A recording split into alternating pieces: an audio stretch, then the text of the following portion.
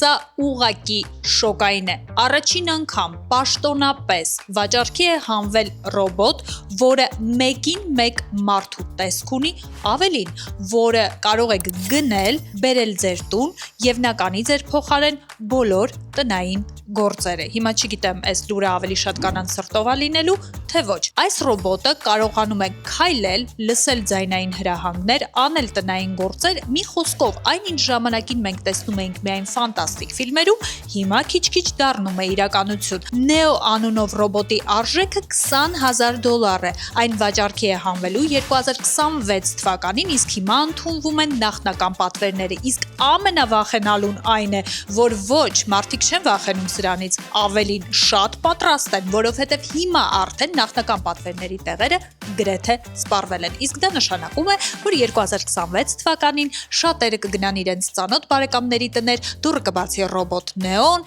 իրենց սուրճը կդնի ռոբոտ Նեոն եւ տնային գործերը կանի ռոբոտ Նեոն։ Գժանոց իսկական կամ տեխնոլոգիական զարգացում։ Գրեք կոմենտներում ինչ եք դուք մտածում դրա մասին եւ կառնեք արդյոք այս ռոբոտին ու կբերեք ձեր տուն, թե երբեք։